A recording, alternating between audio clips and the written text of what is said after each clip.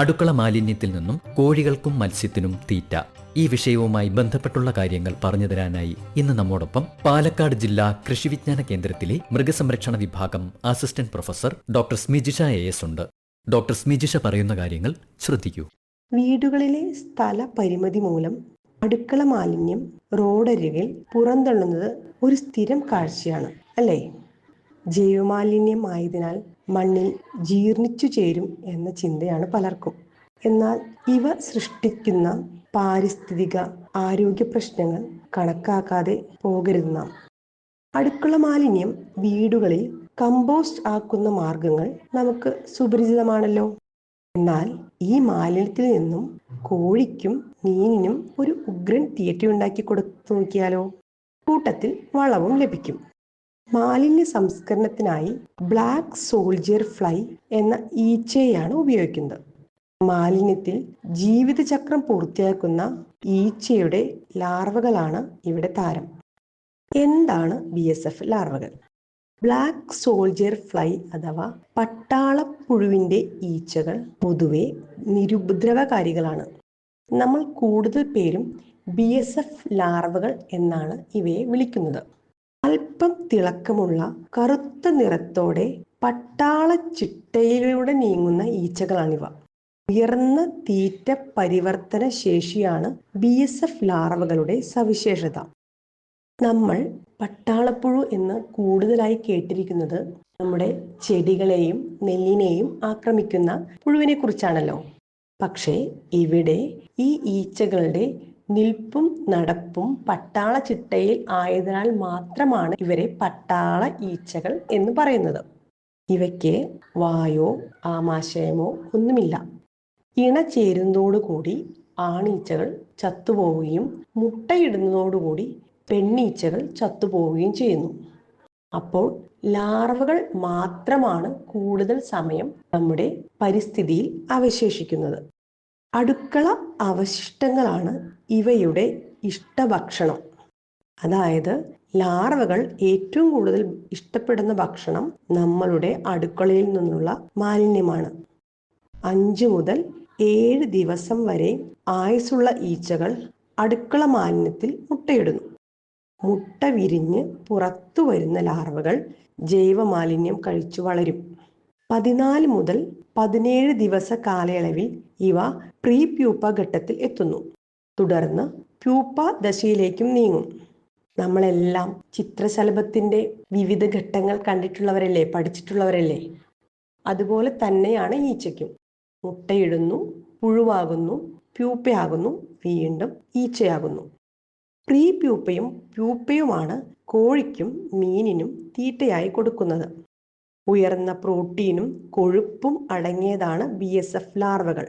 അതുകൊണ്ട് ഈ തീറ്റപ്പുഴുക്കൾ കോഴികളിലെ മുട്ട ഉൽപാദനത്തിനും മുട്ടയുടെ വലിപ്പം വർദ്ധിക്കുവാനും സാധിക്കുന്നു.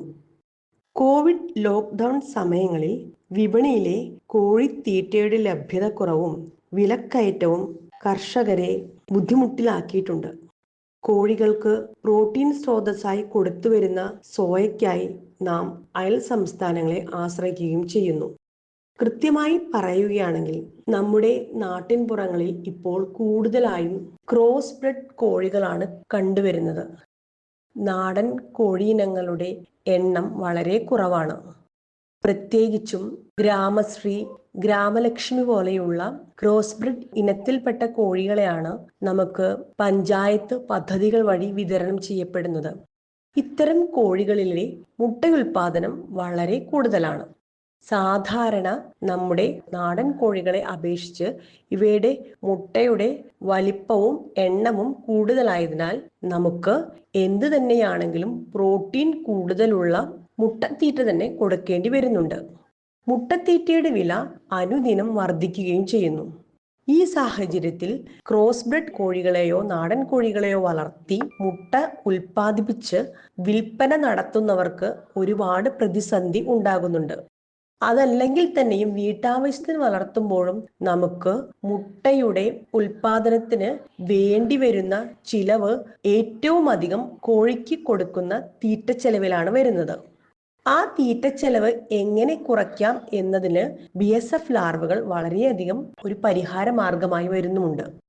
കോഴിമുട്ടയിലെ പ്രോട്ടീനിന്റെ അളവ് വളരെ കൂടുതലായതിനാൽ തീർച്ചയായും ക്രോസ് ബ്രിഡ് കോഴി ഇനങ്ങൾക്ക് ഉയർന്ന പ്രോട്ടീൻ ഉള്ള തീറ്റ കൊടുക്കേണ്ടത് അത്യാവശ്യമായി വരുന്നു. സോയ പ്രോട്ടീനോ ഭാഗികമായോ പൂർണ്ണമായോ പകരക്കാരനാകുവാൻ സാധിക്കുന്നതാണ് BSF പുഴുക്കൾ. പുഴുക്കൾ തിന്നുതീർന്ന അവശിഷ്ടങ്ങൾ വീട്ടുവളപ്പിലെ പച്ചക്കറികൾക്ക് വളമാക്കാനും സാധിക്കും. എങ്ങനെയാണ് BSF ലാർവകളെ നമുക്ക് വീടുകളിൽ വളർത്താവുന്നത്? അതിനുവേണ്ടി നമുക്ക് ബയോ പാഡുകൾ നിർമ്മിക്കാവുന്നതാണ്. ബയോ പാഡുകളായി നമുക്ക് പൊട്ടിയ പ്ലാസ്റ്റിക് ബക്കറ്റ് മുതൽ വില കൊടുത്ത് വാങ്ങാവുന്ന വലിയ പ്ലാസ്റ്റിക്കിന്റെ ക്യാനുകൾ വരെ ഉപയോഗപ്പെടുത്താവുന്നതാണ്. സാധാരണയായി പുഴുക്കൾ ഏത് സാഹചര്യത്തിലും കേരളത്തിലെ കാലാവസ്ഥയിൽ വളരുന്നുണ്ട്. ആദ്യമായി നമുക്ക് ദ്വാരമിട്ടിട്ടുള്ള ഒരു പ്ലാസ്റ്റിക് ക്യാനോ ബക്കറ്റോ അതുമല്ലെങ്കിൽ സാധാരണ പൂച്ചട്ടികളോ ഉപയോഗിക്കാവുന്നതാണ്. പ്ലാസ്റ്റിക് ഉപയോഗിക്കുന്നത് നിലത്ത് തട്ടി വീണാലും അത് പൊട്ടിപ്പോവാതിരിക്കാൻ വേണ്ടിയാണ്. ഒരു പ്ലാസ്റ്റിക് ബക്കറ്റിനകത്ത് അടിവശത്തായി നമുക്ക് ഒരു ദ്വാരമുണ്ടാക്കാം. ആ ദ്വാരത്തിലൂടെ ഒരു പൈപ്പ് കണക്ട് ചെയ്യാവുന്നതാണ്. ഇതെല്ലാം ചെയ്യുന്നതിന് ഒരു പ്ലംബറുടെ ആവശ്യമൊന്നും വേണ്ടി വരുന്നില്ല. സാധാരണ ദ്വാരത്തിൽ പൈപ്പ് കണക്ട് ചെയ്ത് അതിലൂടെ ഊറി വരുന്ന ദ്രാവകം, പുഴുക്കൾ അടുക്കള മാലിന്യം ഭക്ഷിച്ചു കഴിഞ്ഞ് അതിൻ്റെ വിസർജ്യ വസ്തുവായി പുറത്തേക്ക് വരുന്ന ദ്രാവകം നമുക്ക് ബക്കറ്റിലോ മറ്റോ ശേഖരിക്കാവുന്നതാണ്. ശേഖരിച്ചു കഴിഞ്ഞ ദ്രാവകം എല്ലാ ദിവസവും മാറ്റി കളയുന്നതിന് പകരമായി നമുക്ക് ഇരട്ടിയിലധികം വെള്ളം ചേർത്ത് നമ്മുടെ വീടുകളിൽ തന്നെയുള്ള പച്ചക്കറികൾക്ക് തളിച്ചു കൊടുക്കാവുന്നതോ ചുവട്ടിൽ ഒഴിച്ചു കൊടുക്കാവുന്നതോ ആണ്. അത് പച്ചക്കറികൾ പുഷ്ടിയോടെ വളരുന്നതിനും ഒരുപാട് പൂക്കൾ ഉണ്ടാവുന്നതിനും തന്മൂലം കായ്ഫലം വർദ്ധിക്കുകയും ചെയ്യുന്നുണ്ട്. കൂടാതെ പുഴു തിന്ന് അവശേഷിക്കുന്ന ഖരമാലിന്യം നമുക്ക് വളമായും ഉപയോഗിക്കാവുന്നതാണ്. ഇത്തരം പ്ലാസ്റ്റിക് ഡബ്ബകളിൽ നമ്മൾ ഒരു നിര അടുക്കള മാലിന്യം ഇട്ടുകൊടുക്കുന്നു. അപ്പോൾ എല്ലാവർക്കും സംശയം തോന്നാം, അടുക്കള മാലിന്യത്തിൽ എന്തെല്ലാം ഇടാം? തീർച്ചയായും ഇപ്പോൾ കേരളത്തിലെ വീടുകളിൽ അടുക്കള മാലിന്യത്തിൽ പ്ലാസ്റ്റിക് കാണാറില്ലെന്നാണ് കരുതുന്നത്. ഹരിതകർമ്മസേന പ്ലാസ്റ്റിക് കവറുകൾ കൊണ്ടുപോകുന്നുണ്ട്. പ്ലാസ്റ്റിക് ഒരു ജീവിയും തിന്നുന്നതല്ല. അതുകൊണ്ട് പ്ലാസ്റ്റിക് നമുക്ക് ഇടാൻ സാധിക്കുന്നതുമല്ല. മുട്ടത്തോട്, ഉള്ളിത്തോല് തുടങ്ങിയവ പുഴു ഭക്ഷിക്കുന്നതല്ല. ഇട്ടതുകൊണ്ട് പുഴു അവിടെ ജീവിക്കാതിരിക്കുന്നതുമില്ല. അതായത് മുട്ടത്തോടോ ഉള്ളിത്തോലോ നമ്മുടെ അടുക്കള മാലിന്യത്തിൽ ഉണ്ടെങ്കിൽ പോലും അത് പുഴുവിന്റെ ജീവിത ചക്രത്തെ അല്ലെങ്കിൽ പുഴു വളരുന്നതിനെ അത് തടയുന്നില്ല. അതുകൊണ്ട് നമ്മൾ വളരെയധികം ശ്രദ്ധാപൂർവം ഇവ മാറ്റിവെക്കേണ്ട കാര്യമില്ല. ഒരു സാധാരണ വീട്ടിൽ അടുക്കളയിൽ നിന്ന് എന്തെല്ലാം മാലിന്യങ്ങളാണ് പുറത്തേക്ക് വരുന്നത്? ചോറുണ്ടാവാം, ബാക്കി വന്ന കറികൾ ഉണ്ടാവാം, പച്ചക്കറി അരിഞ്ഞതിന്റെ അവശിഷ്ടങ്ങൾ ഉണ്ടാകാം, മീനോ ഇറച്ചിയോ വെട്ടി നുറുക്കിയതിന്റെ ബാക്കി അവശിഷ്ടങ്ങളും ഉണ്ടാവാം. ഇത്രയും സാധനങ്ങൾ, പഴത്തൊലിയോ ബാക്കി ഫലവർഗത്തൊലികളോ എല്ലാം നമുക്ക് ഇതിൽ നിക്ഷേപിക്കാവുന്നതാണ്. ശ്രദ്ധിക്കേണ്ടത്, നമ്മൾ നിക്ഷേപിക്കുന്ന അളവ് എല്ലാ ദിവസവും ഒരുപോലെ ആയിരിക്കാൻ ശ്രദ്ധിക്കണം. കാരണം അളവ് കൂടിക്കഴിഞ്ഞാൽ അത് തിന്നു തീർക്കുന്നതിന് ആവശ്യമായ ലാർവകൾ ഇല്ലെങ്കിൽ വളരെയധികം ചീത്ത മണം, ഒരു സാധനം അഴുകിയാൽ ഉണ്ടാകുന്ന ചീത്ത മണം അതിൽ നിന്ന് വരുന്നതാണ്. അതുകൊണ്ട് ഒരു നിര അടുക്കള മാലിന്യം ഇട്ടതിനു ശേഷം അതിന്റെ പകുതി അളവ് നമുക്ക് ചകിരിച്ചോറ് നിരത്താവുന്നതാണ്. അതിനുശേഷം വീണ്ടും പിറ്റേ ദിവസത്തെ അടുക്കള മാലിന്യം അതിലേക്ക് നിക്ഷേപിക്കാം. ചെറിയ ചട്ടികളാണെങ്കിൽ ഇതുപോലെ 1, 2, 3 നിരകളായി അടുക്കള മാലിന്യം നിക്ഷേപിച്ചതിന് ശേഷം അത് നമുക്ക് സുരക്ഷിതമായി മഴയും വെയിലും കൊള്ളാതെ അടച്ചു വെക്കാവുന്നതാണ്. ഇങ്ങനെ അടച്ചു വെക്കുമ്പോൾ ഈച്ചയ്ക്ക് വന്ന് മുട്ടയിടാനായിട്ടുള്ള സാഹചര്യം ഒരുക്കുന്നതിന് വേണ്ടി ഇത്തരം ചട്ടികളുടെ മുകളിലോ അല്ലെങ്കിൽ മൂടി വെക്കുന്ന അടപ്പ് കുറച്ച് തെന്നി നീക്കിയോ ഈച്ചയ്ക്ക് വരാനുള്ള സൗകര്യം കൊടുക്കണം. മുകളിലായി നമുക്ക് ദ്വാരങ്ങൾ ഇട്ട് വെക്കാവുന്നതാണ്. അതിനായി ചൂടാക്കിയ ഒരു ഇരുമ്പ് കഷ്ണം കൊണ്ട് ഓട്ടകൾ അല്ലെങ്കിൽ ദ്വാരങ്ങൾ നമുക്ക് ഈ ചട്ടികളുടെ മുകളിലായി ഇട്ട് കൊടുക്കാവുന്നതാണ്. താഴെയുള്ള ദ്വാരം കുറച്ച് വലിപ്പമുള്ളത് നമുക്ക് നേരെ താഴെ വെക്കുകയാണെങ്കിൽ പൂർണ്ണമായും അതിൽ നിന്നുള്ള ദ്രാവകം, പുഴുവിന്റെ വിസർജ്യ വസ്തു നമുക്ക് ശേഖരിക്കാവുന്നതാണ്. അതുപോലെ പുഴുവിന് വന്ന് മുട്ടയിടാനുള്ള സൗകര്യത്തിന് മുകൾ വശത്ത്, ചട്ടിയുടെ മുകൾ വശത്ത് നമുക്ക് ദ്വാരങ്ങൾ ഇട്ട് കൊടുക്കാവുന്നതാണ്. ഇങ്ങനെ ചെറിയ ചെടിച്ചട്ടികൾ, പൂച്ചട്ടികൾ നമുക്ക് ഉപയോഗിക്കാം. അതുമല്ലെങ്കിൽ പൊട്ടിപ്പോയ ബക്കറ്റുകൾ ഉപയോഗിക്കാം. വലിയ പാത്രങ്ങളാണ് ഉപയോഗിക്കുന്നതെങ്കിൽ അതിന് ഒരുപാട് ഉയരം കൂടുവാൻ പാടില്ല. ചിലപ്പോൾ നമ്മൾ 200 ലിറ്ററിന്റെയോ മറ്റോ വലിയ ക്യാനുകൾ അതിൽ ഇട്ട് വെക്കാമല്ലോ എന്ന് ചിന്തിച്ചു കഴിഞ്ഞാൽ ചില സന്ദർഭങ്ങളിൽ ഇതിനകത്ത് 3 അടിയിൽ കൂടുതൽ വിസർജ്യ വസ്തുക്കൾ അഥവാ നമ്മുടെ അടുക്കള മാലിന്യം കൂടിക്കഴിഞ്ഞാൽ ഇതിനകത്തുള്ള ചൂട്, ഊഷ്മാവ് കൂടുകയും അത് പുഴുക്കളുടെ ജീവന് തന്നെ ഹാനികരമാവുകയും ചെയ്യുന്നത് കണ്ടിട്ടുണ്ട്. അതുകൊണ്ട് 3 അടിയിലേറെ, 2 അടിയാണ് ഏറ്റവും അഭികാമ്യം. അതിൽ കൂടുതൽ ഉയരത്തിൽ അടുക്കള മാലിന്യം നിക്ഷേപിക്കാതിരിക്കാൻ ശ്രദ്ധിക്കണം. അതുകൊണ്ട് നമ്മൾ ഉപയോഗിക്കുന്ന പാത്രങ്ങൾ ഏകദേശം 2.5-3 അടിയോ ഉയരത്തിലുള്ളവ മാത്രം മതിയാകും. വിസ്താരം എത്ര കൂടിയാലും അത് പ്രശ്നമുള്ളതല്ല. അപ്പോൾ നമുക്ക് ഇതിനകത്തേക്ക് അടുക്കള മാലിന്യം നിക്ഷേപിക്കുന്നു, അതിന് മുകളിലായി നമ്മൾ ചകിരിച്ചോറ് ഇടുന്നു, വീണ്ടും അടുക്കള മാലിന്യം നിക്ഷേപിക്കുന്നു. വലിയ പാത്രങ്ങളാകുമ്പോൾ നമുക്ക് ഇങ്ങനെ നിരനിരയായി ഇടാൻ സാഹചര്യമില്ലെങ്കിൽ ഓരോ ഭാഗങ്ങളായി ഇട്ടാലും മതിയാകും.